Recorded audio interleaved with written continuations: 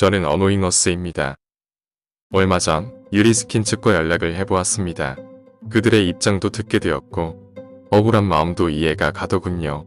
그리고 저는 이번 영상에서 유리스킨을 저격하지 않을 겁니다.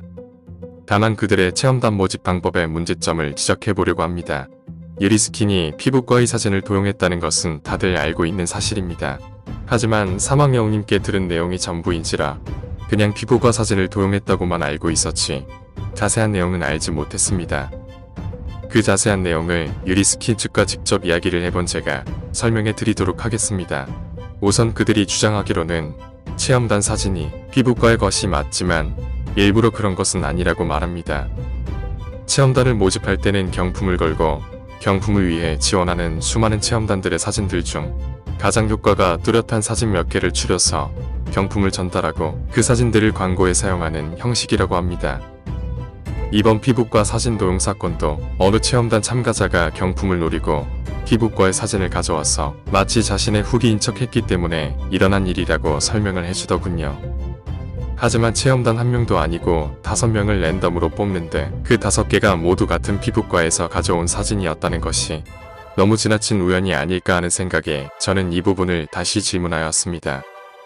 그랬더니 설명해 주시기를 체험단은 원래 2명이고 그 2명은 지인이었다. 그들은 각각 다른 카톡 아이디를 만들어서 각각 1인 3역, 1인 2역을 해서 총 5명분을 채웠고 경품을 가져갔다. 라고 저한테 말해 주었습니다. 이건 역시 지나친 우연입니다. 하지만 그렇다고 무조건 그것을 거짓이라고 단정짓지는 않겠습니다. 오늘 제가 말하고자 하는 것은 유리스킨의 체험단 모집 방식의 문제점입니다. 꼭 유리스킨이 아니더라도 수많은 화장품 브랜드들이 진행하는 방식일 수도 있기에 이렇게 영상을 만들어서 문제점을 지적해보려고 합니다. 그리고 그 문제점은 경품 지급에 있습니다. 경품이 걸려버리면 사람의 심리상 자신의 자연스러운 후기보다는 좀 더 눈에 띄는 후기를 만들기 위해 심의를 기울이게 됩니다. 그러다 보니 피부과의 사진을 도용하는 일까지 생기게 된 것이죠. 물론 유리스킨이 일부러 도용을 한 건지 아니면 정말 악질적인 체험단들의 소행으로 유리스킨도 피해를 입은 건지는 알 수 없지만 어쨌든 경품이 아니었다면 이런 일이 생기지 않았을 겁니다. 또한 아무리 악질적인 체험단이 경품을 노리고 범죄를 시도하였더라도 기업 측에서 해당 후기의 사실 여부 정도는 확인을 했었어야 한다고 생각합니다. 누가 봐도 저것은 너무 지나친 변화입니다. 오죽했으면 유리스킨 관계자도 아닌 사망여우님께서 사진이 피부과에서 도용된 거라는 사실을 밝혀내셨겠나요? 유리스킨 담당자분 말로는 현재 유리스킨이 운영조차도 힘들 정도로 많이 수축되었다고 합니다. 저는 본 적이 없으니 모르지만 설마 자신의 회사까지 팔아먹으면서 거짓을 말하지는 않겠죠. 그리고 그들이 잘못한 것은 맞지만 정말 체험단의 잘못이라면 기업이 망할 정도까지는 아니라고 생각합니다. 어디까지나 체험단의 잘못이 100%라는 가정하에 말이죠. 하지만 그에 대한 증거가 마땅히 없습니다. 무엇보다 너무 지나친 우연입니다. 아무튼 어떤 기업이든지 체험단 후기를 위해 경품을 지급하는 행위는 자제해 주셨으면 좋겠습니다. 저를 위해서가 아니라 여러분들을 위해서입니다. 사진 잘못 사용하시다가 사망여우님 혹은 다른 유튜버들한테 잘못 걸리시면 기업 이미지가 나빠집니다. 또 나아가서 그 사진을 믿고 구매하시는 소비자분들께 가장 큰 피해가 가겠죠. 주의해주시면 감사드리겠습니다. 유리스킨에 관한 이야기는 새로운 내용이 수집되는 대로 영상 올리도록 할 것이니 구독 한 번만 눌러주시기 바라도 될까요? 내가 뭐든지 할게. 이렇게 싹싹 빌게. 이제는 트렌드 갤러리가 12월 24일에 올린 영상을 좀 다뤄보도록 합시다. 약속한 내용은 어디다가 팔아치우고 갑자기 사망여우님이 탈세를 했다는 주장을 하시길래 저는 처음에 제가 영상을 잘못 낀 줄 알았습니다. 12월 24일 날 사망여우님의 정보를 공개한다고 한 걸로 알고 있는데 그 정보는 어디로 간 건가요? 유튜브에서 제공한 정보 가지고 지금까지 관심이란 관심은 닦으면서 시청자들을 기다리게 하신 건가요? 경찰이 못 찾는 걸 당신이 찾아낼 리가 있나요? 당신도 경찰의 도움을 받고 있다는 건 모두가 아는 사실입니다.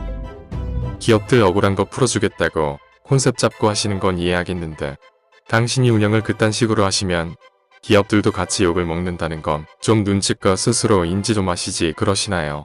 기업들한테 미안하지도 않으시나요?